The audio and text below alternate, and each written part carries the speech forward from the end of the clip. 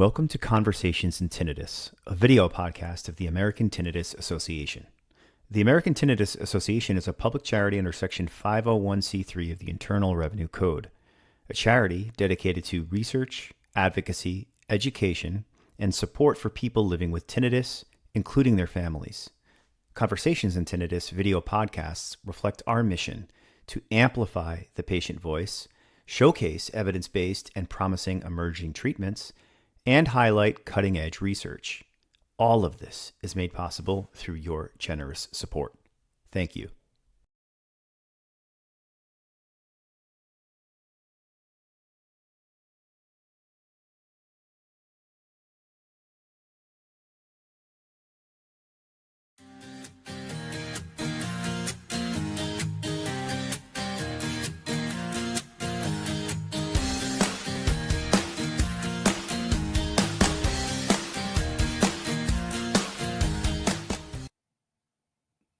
Hello, and welcome to another conversation about tinnitus. My name is Patrick Lynch. I'm the CEO for the American Tinnitus Association, or the ATA.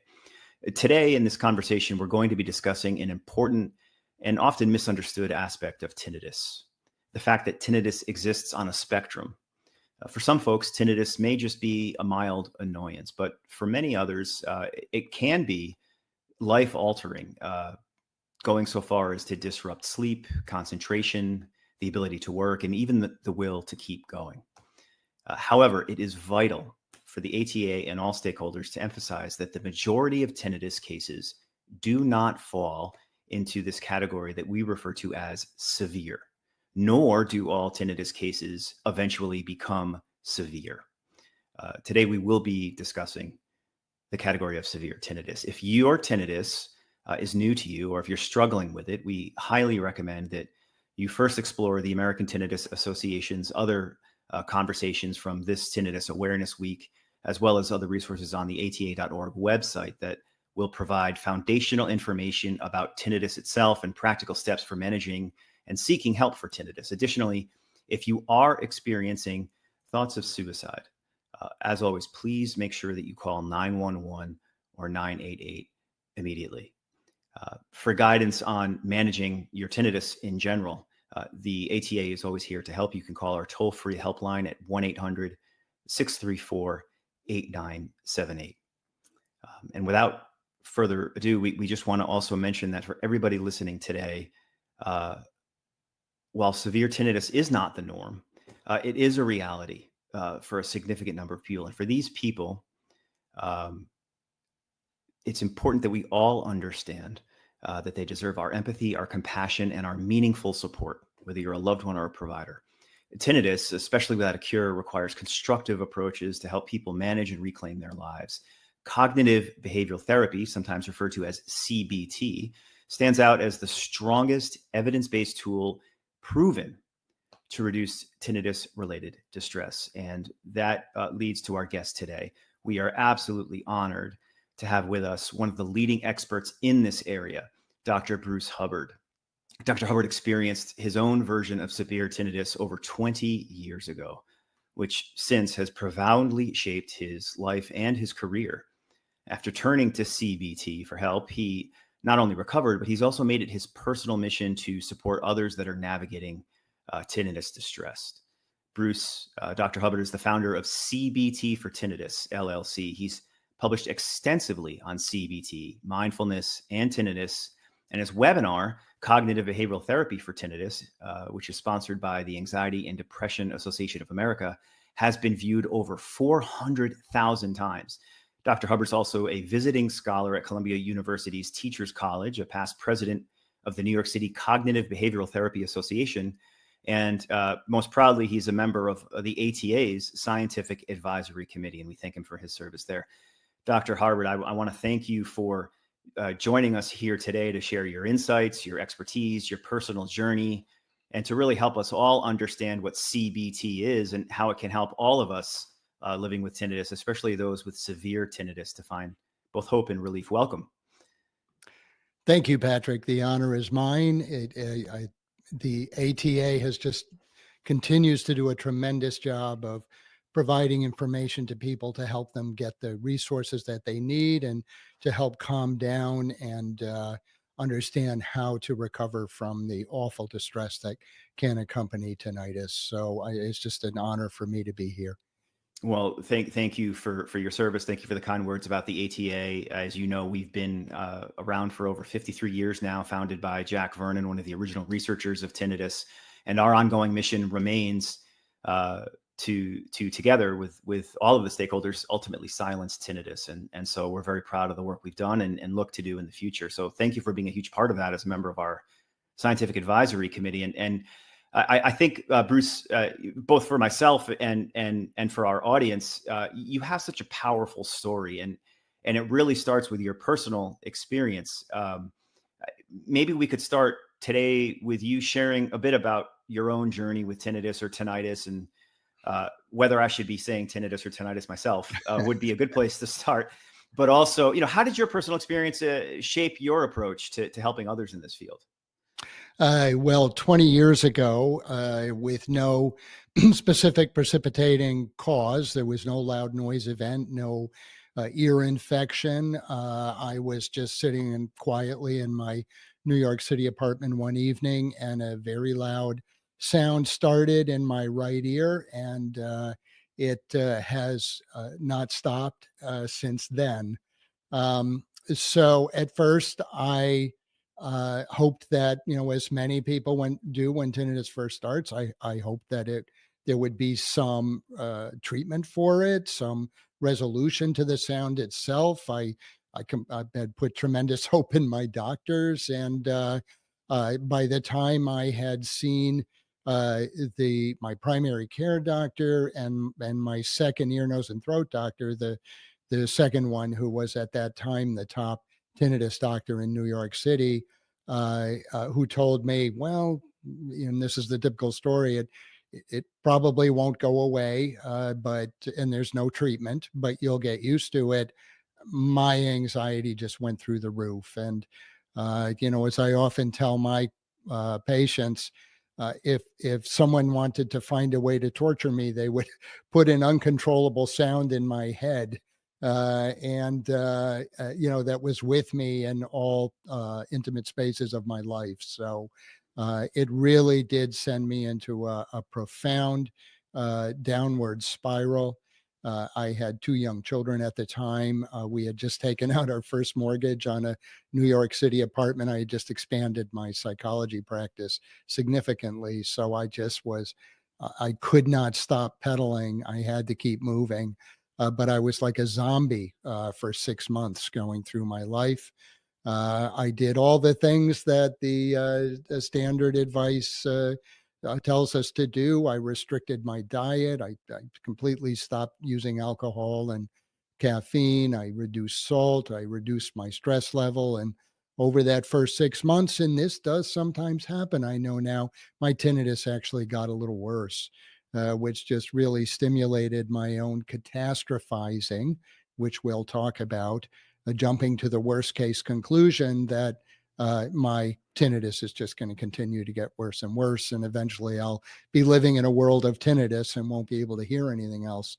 And that level of worst case scenario just really drives people's anxiety when tinnitus first starts. And that was the process I went through. I found myself avoiding a lot in my life. Aside from just the aspects of my diet that had become part of my lifestyle, I was avoiding quiet spaces where I would hear my tinnitus. I was avoiding loud spaces that I irrationally thought would damage my hearing further and make it worse. So it just had a profound impact on my life. And like many people who I work with, I've been through some tough things in my life prior to that. That was the worst. This little sound in my head, had the most profound negative impact of me. I was 45 at the time, by the way. So, I'd already done a lot of living like many people. I know now that's a very common age for tinnitus to start. It's So, fascinating yeah, for you to mention that, Dr. Hubbard, if you don't mind my interrupting real quickly, please. because you touched on a couple things. I experienced tinnitus myself. I've experienced it since I was about 18 years old during chemotherapy treatment I had as a teenager. And while I fall into that, we spoke earlier in this conversation about the spectrum of people who experience tinnitus. I probably fall into the end of the spectrum where it's not quote unquote bothersome, and certainly not severe. But I have experienced it for a long period of time, and um, you touched on the fact that there were things you already were able to identify in your personal life that made it worse, or that you wanted to avoid. And you mentioned sitting in a quiet room, which I experienced to this day. If I'm around too much quiet, it's when I really start to notice my tinnitus. And I know we'll touch on a lot of these ideas in a little bit. Um, but you said something earlier that was also really interesting, which was uh, that panic spiral, that not necessarily knowing what to do, or where to go next, or whether it was, I would imagine you were having conversations with yourself about whether it was really as bad as you thought it was. Um, One of the questions that we wanted to chat about with you is the idea that people might experience a sense of shame or failure because they've been struggling with it, and myself included, and maybe struggle with finding the right answer or finding something that works for them. How would you? I don't know if this is a great place to go next, but um, I know behavioral health is a big part of what you do, and what you found to help for yourself. If someone were experiencing shame or failure at this point in their journey, what would you recommend would be a good way to handle that kind of an emotion, but B, maybe what to do next? Well, just to reassure people first quickly, I went on and fully recovered from that distress. While my tinnitus has not changed at all, it's the same loud, obnoxious sound that had me on my knees that first 6 months. Once I understood what to do, and we'll talk about that, I started feeling better right away. My functioning started to resume. I could sleep again. I could concentrate again. And gradually I started feeling like myself again. So I do want to reassure people that despite that awful experience I went through, I was able to fully recover, to fully habituate. And my tinnitus has not been an issue for me at all for the last probably 18 years. Um, but yes, to get to your question, Patrick, which is an excellent question, because I felt very ashamed of what had happened to me. And this is true for many people as well.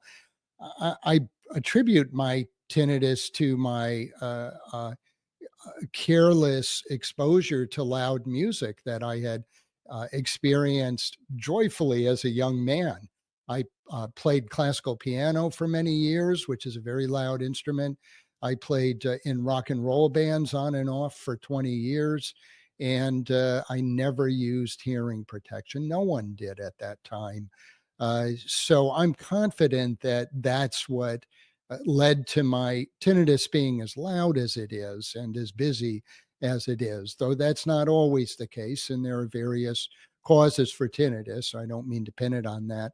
That is a very common one. So I was really kicking myself. I felt very guilty and ashamed that I had brought the problem on myself through my careless behavior. And so I had to go through a process of forgiving myself in order to get to the point where I could do the work I had to do of accepting the fact that this had happened, and getting it past me and moving on in my life again. Now, many people do feel some shame that prevents them from getting the services that they need, and there's we'll see about I estimate, and I may be estimating up a little bit, about 250,000 people in the world who are stressed by tinnitus. That's a lot of folks. Now, as Patrick mentioned, the stress varies from mild to severe, and it doesn't necessarily reflect the nature of the tinnitus itself, the sound that we're hearing. But it is a very common problem to develop tinnitus distress, and there are absolutely ways that we can access to address it and to calm down and get our lives back, as I eventually found. Your story's so inspiring, Dr. Hubbard, and I've experienced this in my own life. I have a personal health journey that I've gone through that has since shaped my own career, professionally as well as my personal life. And you've spoken publicly so many times about integration of certain experiences into your day-to-day living, and obviously that's a part of the tenet to something like CBT or cognitive behavioral therapy, is sort of integration of things into your life. For those of us who are in the world of tinnitus or tinnitus every single day, there are certain key phrases we hear all the time. We have to be very sensitive and careful about using terms like severe versus bothersome, for example. But you also mentioned another term that, if you're in the world, you hear it right away, which is the idea of tinnitus distress. And we've spoken a couple times already about this idea of the spectrum of tinnitus. So for those folks who, maybe you could help us understand a little bit what tinnitus distress is considered by definition, and help us understand a little bit better why it is that this is a spectrum. Why is it that some people have bothersome or severe and others don't really notice it? Great question. Thank you. So, yeah, psychologists do make the distinction between tinnitus, which is the stimulus, and the distress, which is the response.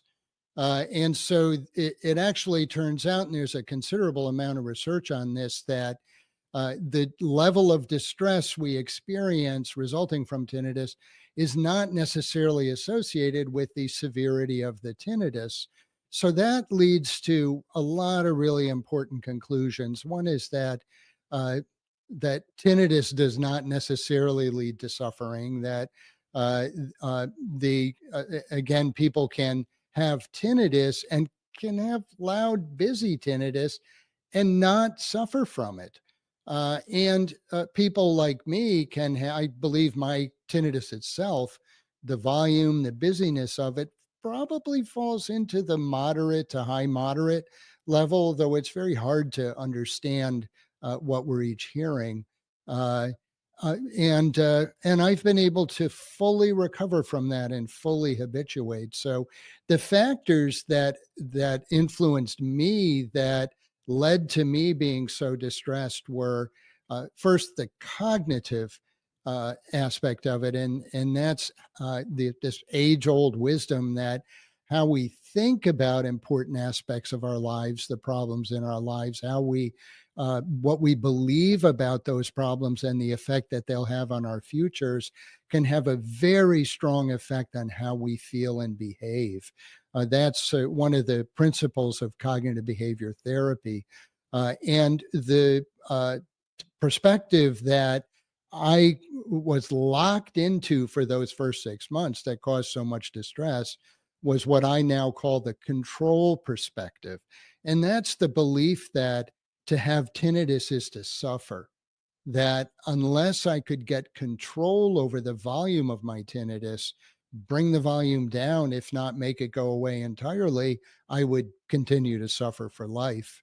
And that's just not true, as I ultimately discovered.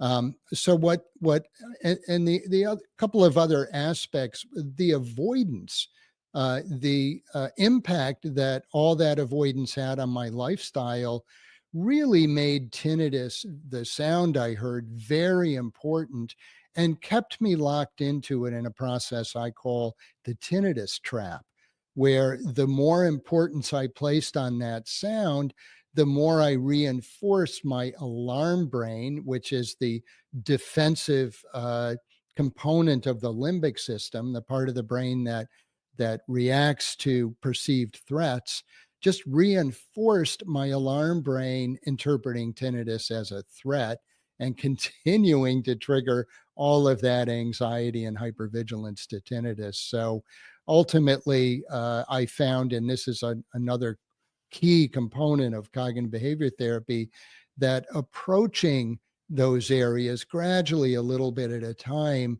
really allowed my alarm brain the opportunities to learn that, okay, this is not pleasant having this sound, but in fact, it's not dangerous. It's not a threat to my lifestyle. I knew it wasn't a threat to me medically, but it was not a threat to my lifestyle, that I could get better at coexisting with Mm. the sound in my head and listening past it to engage fully in all the important areas of my life. You, thank you. You keep touching on where I think we're headed next with some of these questions we wanted to chat about with you, and I think the next place I want to take the conversation really is we've talked about acceptance, daily living in our lives here. Um, so the question that we have pre-populated here is the importance of acceptance and managing a chronic tinnitus, and the strategies. But I think maybe it would be helpful for some of the audience if before we even speak about the importance of acceptance, you help us understand, if you could, what cognitive behavioral therapy is. We hear this term a lot, in if you Google tinnitus, you'll see CBT quite a bit. Obviously, it's in the title of your LLC, but maybe you could very quickly help us understand what CBT is, and then that could lead us into the importance of accepting and managing chronic tinnitus. Sure, absolutely. So, Thanks. cognitive behavior therapy is a form of psychotherapy or behavioral health treatment. It's been around for many decades, and it's gone through considerable development. So, at the time CBT for tinnitus was first developed in the 1990s, the emphasis was on changing our thinking. And I did just refer to that, and that's an important step in using cognitive behavior therapy to help folks like me with tinnitus. Interestingly, what got left out over time was this idea of accepting the tinnitus. So the first CBT for tinnitus program that was introduced in the late 1980s, acceptance was a key component. This was Dr. Richard Hallam, a psychologist in the United Kingdom, was very clear that accepting tinnitus, not fighting it and resisting it, was the first step toward promoting recovery and habituation. So, by acceptance, we don't mean approving of tinnitus or embracing tinnitus. If tinnitus were running for election, we wouldn't be voting for tinnitus. We don't mean acceptance in that manner.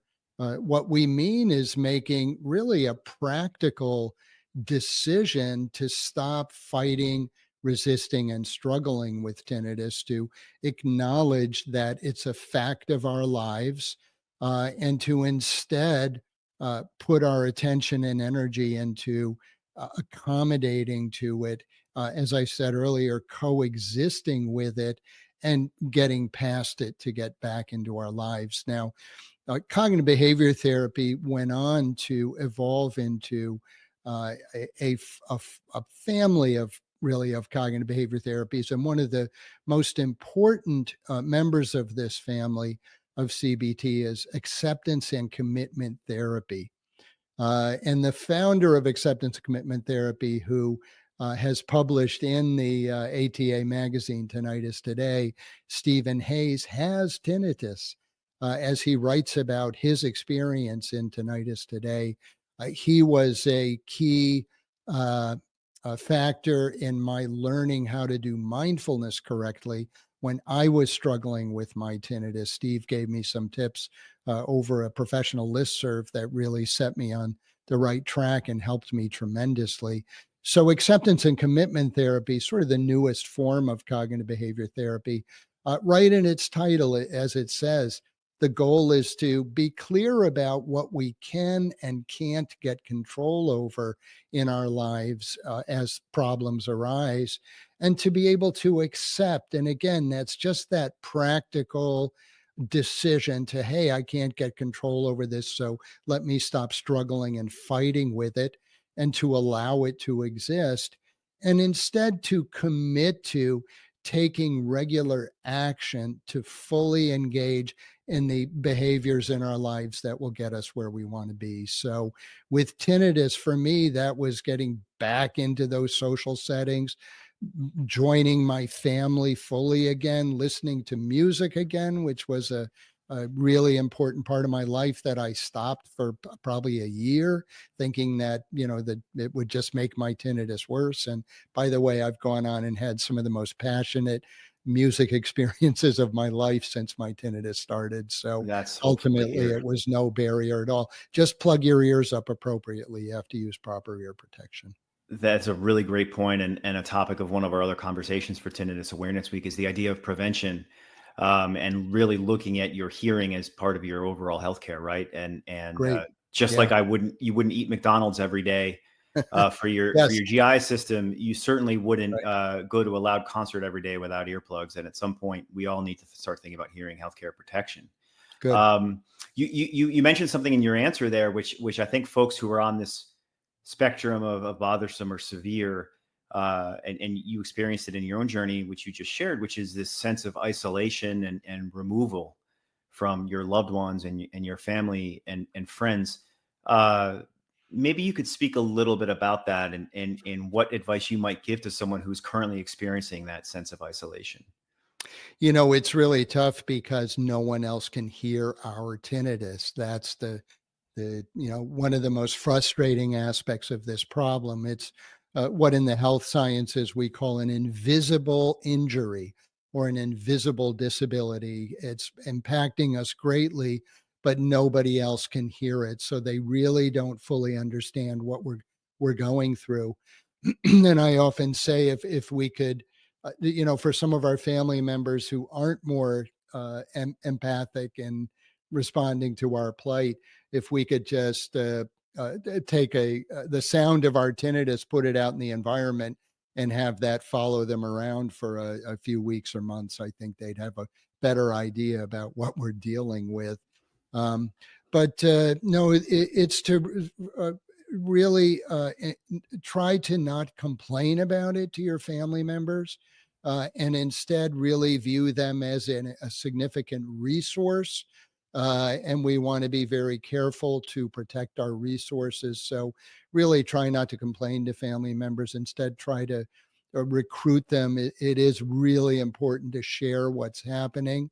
I really tried to share with my wife, who I was a very, very important part of my life, and my co-parent, for our two children. So she understood what I was going through.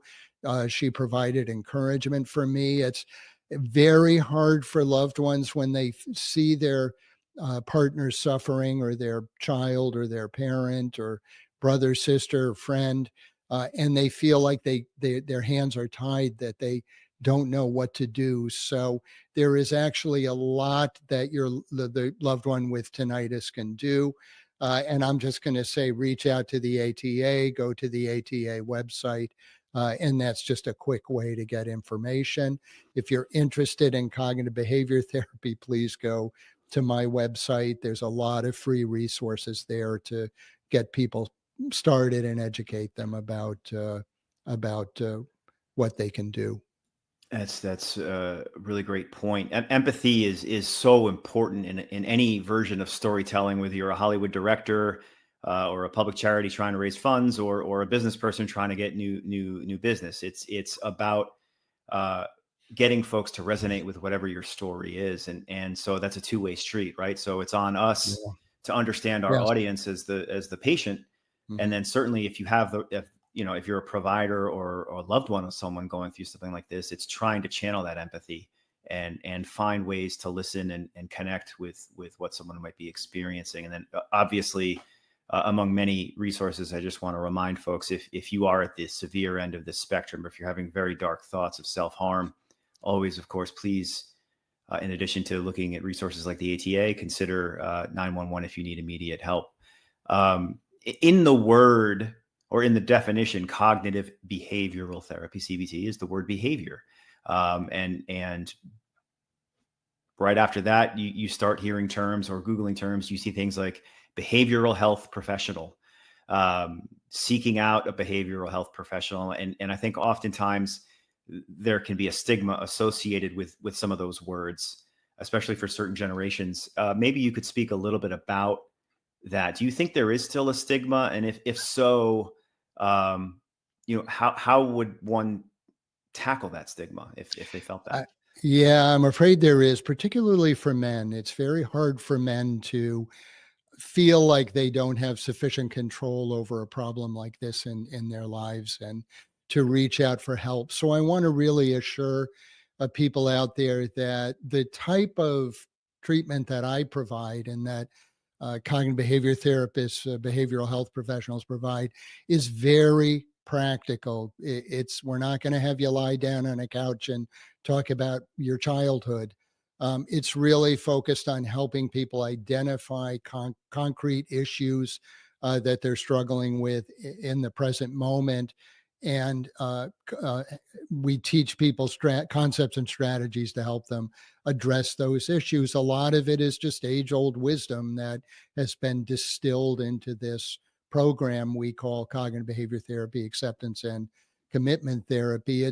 I really liken it to physical therapy for the brain, a set of practical concepts and exercises to help us achieve a specific goal of overcoming a problem. It's a like great analogy. Physical therapy for the brain. I'm personally going through physical therapy right now. I had an injury to my ankle, and I thought the surgery to fix the broken bone was like the finish line, and lo and behold, it's just the start line. It's all Often, the physical therapy I have to do after the surgery that is still going on right now. yeah, It's a well great said. analogy.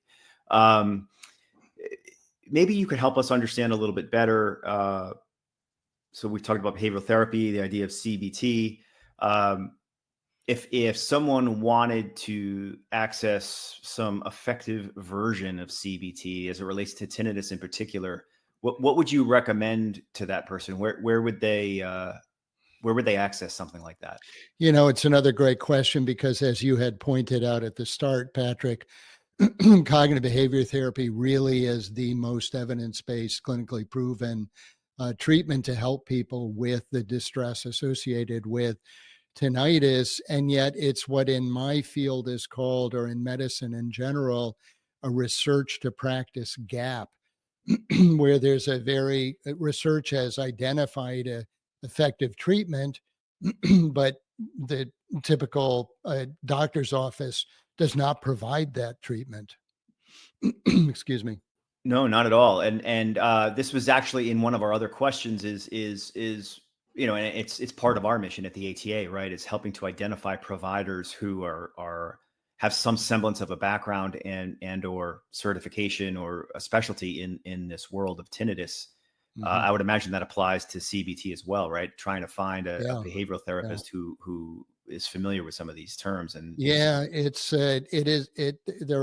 getting easier and easier to find a qualified cognitive behavior therapist or acceptance and commitment therapist. They're very much in demand because it's such a practical form of therapy for a lot of common problems of all involving emotion. But in the tinnitus world, again, it can be hard to find. So this has led to unqualified professionals trying to fill the gap. And I Hmm. want to believe their hearts are in the right place, but they're just not the right professional, the qualified. So we get into what's called a scope of practice problem, where a given, by scope of practice, what we mean is that a health profession, and in this particular case, tends to be audiologists, are qualified and licensed to provide a certain set of services pertaining to hearing loss, largely. And they don't have any training or qualifications to provide psychological treatment or psychotherapy or to diagnose the kinds of conditions that often surround tinnitus distress, like anxiety, depression, and insomnia. So it really has become a problem as they're attempting to fill the gap. So I really do encourage people to be aware of that and don't expect to be getting cognitive behavior therapy from an audiologist.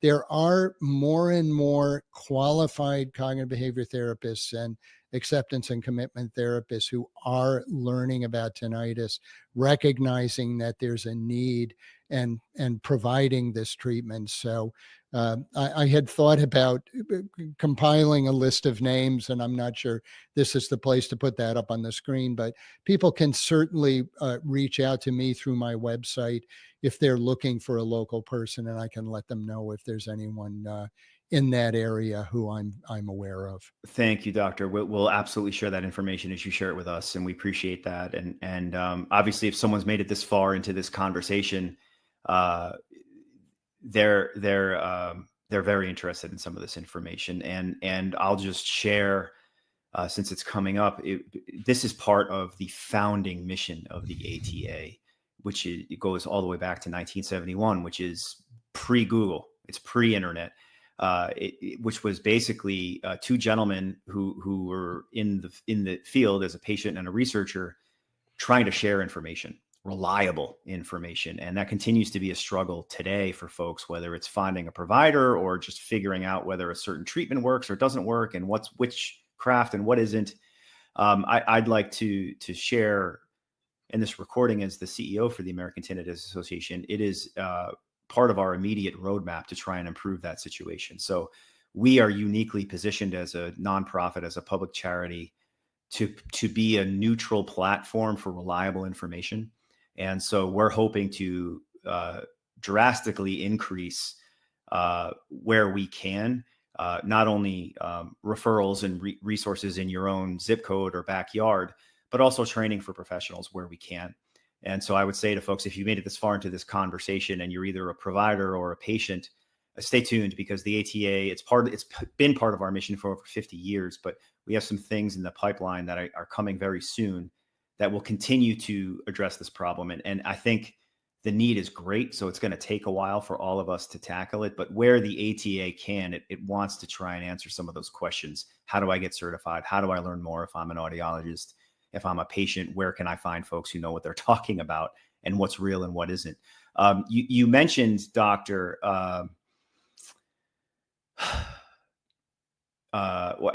we've talked so much about CBT. It's obviously your specialty, and it's been a part of your life professionally and personally for such a long time. I hope you don't take offense to this next question. I'm trying to ask it as authentically as possible, because I've thought it myself over the last 25 years of my own tinnitus journey. And I've spoken with folks who continue to experience it, which is, come on, that can't be it. There's got to be something else. You're telling me there's nothing else I can do. All I have to do is go to a behavioral therapist. There's nothing else, or for someone who's thinking to themselves, that's got to be hogwash. There's no pill I can take. There's no machine I can buy. It's just go talk to a behavioral therapist. This sort of touches on that stigma issue we were talking about earlier. How would you address someone who's thinking that way? Well, unfortunately, there really is no pill or machine at this point. So the next best thing is what we call habituation, tinnitus habituation. This is widely understood in the field. There are audiology treatment programs that are designed to promote habituation, tinnitus retraining therapy being the most prominent. And habituation really is, dare I say, at its highest level, essentially a cure, and I'll put that in quotes, for tinnitus. So I have fully habituated to my tinnitus. And by that, we mean that the tinnitus hasn't changed at all, but my alarm brain, again, that part of my limbic system, that part of the brain has learned that the tinnitus is not important and has reduced its automatic reaction. So all of that anxiety and annoyance I once felt, all of that, what I call hypervigilance, that excessive monitoring of tinnitus, judging what's it doing, is it getting better, is it getting worse, all of that just gradually subsides over the course of habituation. So Any good tinnitus program that is designed to help people in the absence of a legitimate cure to actually stop the sounds should really be focused on helping people habituate it. I can attest to it. It is a tremendous place to be. My tinnitus means nothing to me at this point. I can honestly say, That's amazing. again, it hasn't changed. It's still there. I can hear it, and I do hear it from time to time, but it's just not an issue. So, CBT and acceptance commitment therapy, when done correctly, that is the goal. And even a little bit's important. It's not all or none. It's like losing weight or getting in shape in the gym. Just a little bit of improvement can make a vast difference in your experience and your lifestyle. So just a little bit of tinnitus habituation can help get it out of the center screen, put it in the background, right? And even at times it'll go off screen, and that really seems to be the most common outcome for most people with tinnitus. And that's my mission in life, is to try to promote that for as many people. It's really, really beautiful. And thank you. And I didn't mean to, I hope I didn't ask that question too harshly. I'm trying to empathize with our audience here. And I've been on board in my role serving as the CEO for the ATA for only around 6 months now.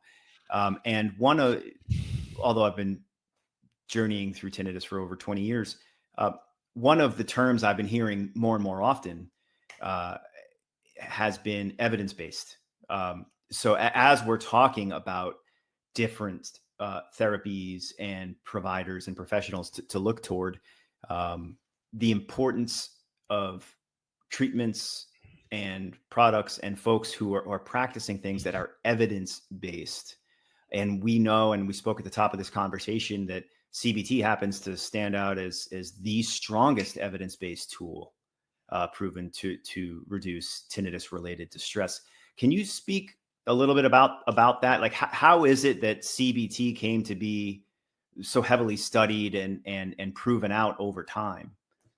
Well, cognitive behavior therapy is based on clinical science. It's based on psychological science, and as part of that science, a significant process is. Excuse me, my screen keeps shifting here, and it's I have to keep putting it back in place. Some automatic process with The joy of technology in 2025. You're fine. Yeah, not used to it. It's really based on psychological science, and part of that process is doing what's called controlled research. So controlled research means that you have an experimental group and a therapy group, and you're putting your ideas to the test.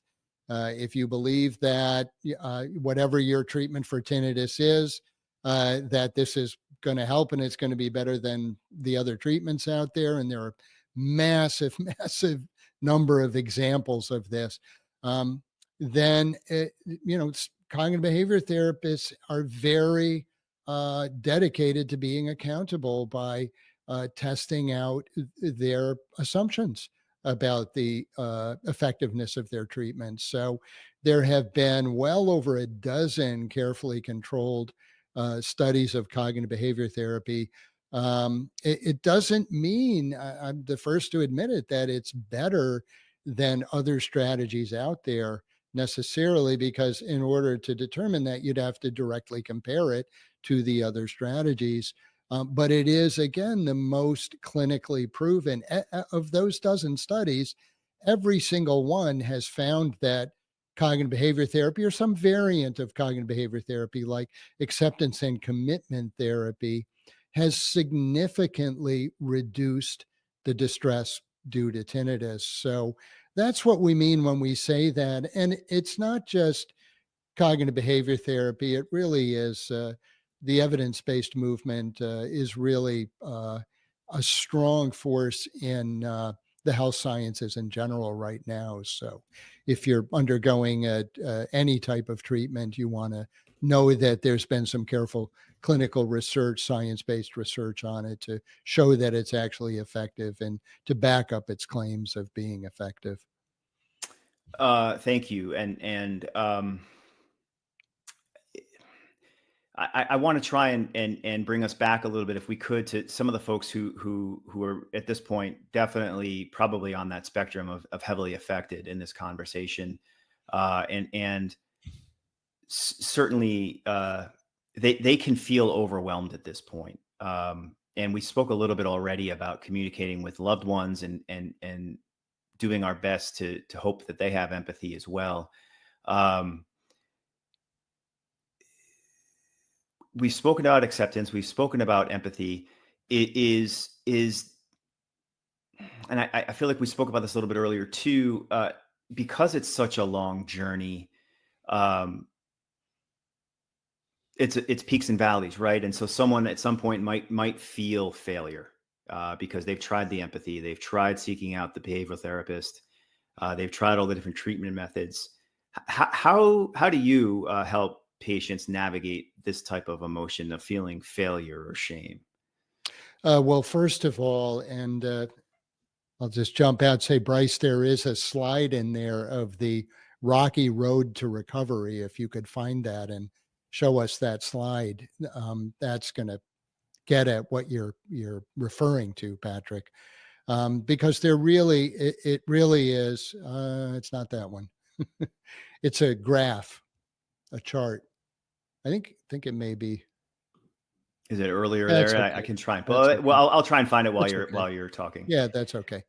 But it really is common to have setbacks along the way. It's a routine part of recovery from the distress. I had a setback 8 years in to full habituation. And oh, you're getting close. It's not that one. It's a zigzag. There you go. That's it. The rocky road of recovery. So you can see here that now this is for someone that maybe I'm not sure this is exactly your question, who's really committing to a recovery perspective through a CBT or acceptance and commitment therapy type program. And the point that it's making is that on average, they're going to be getting better. By that, I mean their emotional reaction to tinnitus, the effect of their alarm brain triggering the reaction to tinnitus going to, on average, be going down over the months, but they're going to experience good and bad days with it. And this is very common. It happens all the time.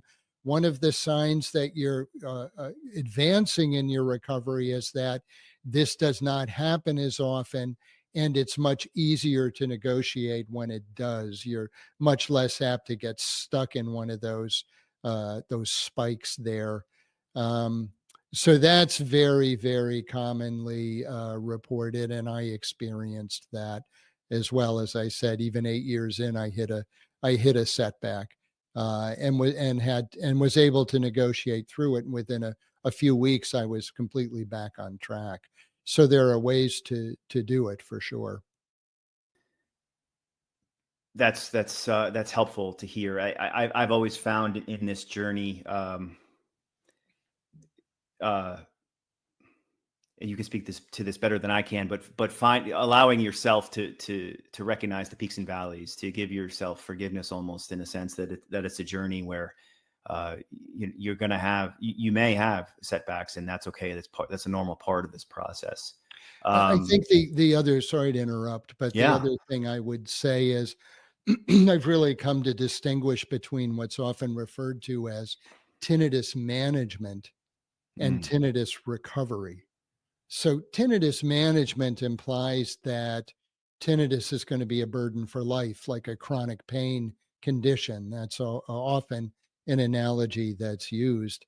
That it's something you're going to have to manage with different types of sound therapy, sound enrichment, by watching your diet, by being careful about the kinds of settings you enter into. And I just don't view it that way, because again, with habituation, the goal is always to get tinnitus behind you, where you're not going to have to manage it. And just that idea. So again, I don't have to manage my tinnitus. It's nothing to me.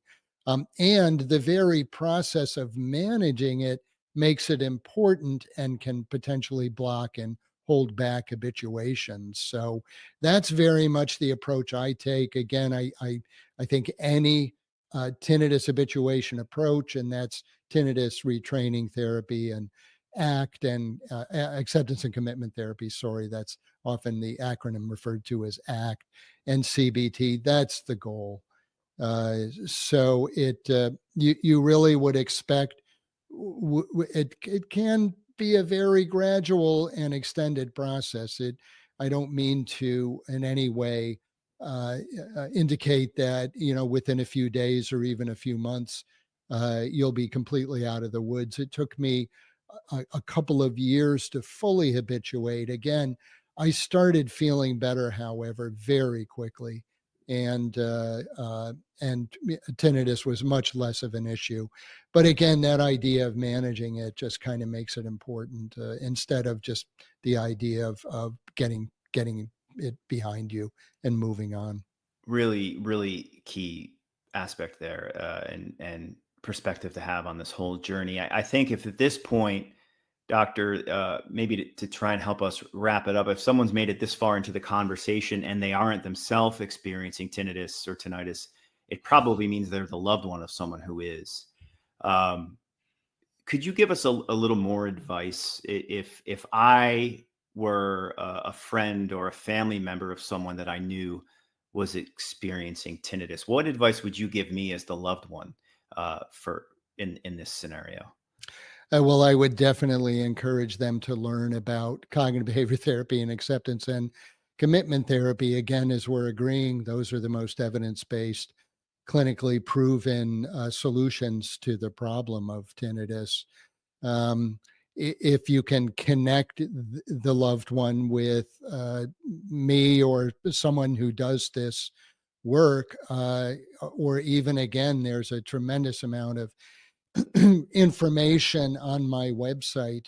I keep referring back to that because there's a lot of misinformation about cognitive behavior therapy and tinnitus in general on the internet, and I'm not sure where else to send you.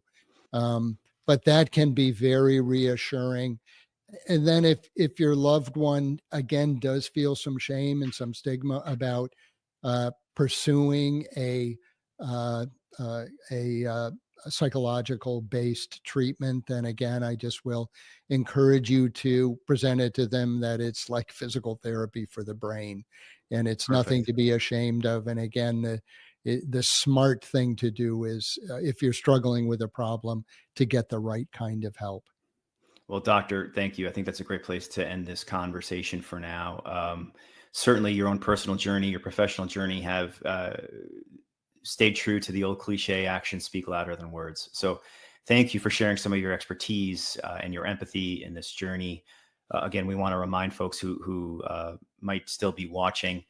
Um, there are resources there for you. Certainly, if you are at a severe end of the spectrum and you're considering thoughts of harm or feel very alone, always call 911 in the case of emergency. But you can always visit CBT for tinnitus online. ATA.org remains a resource. And of course, the ATA has its 800 helpline, 1-800-634-8978. To those of you who are on this journey and are experiencing the severe versions of this affliction, please know we're here for you. And Dr. Hubbard, thank you for your dedication. I don't know if I've missed anything at this point in the conversation, but I look forward to continued conversations with you in the future. Same here. Thank you All very right. much. Thank you so much.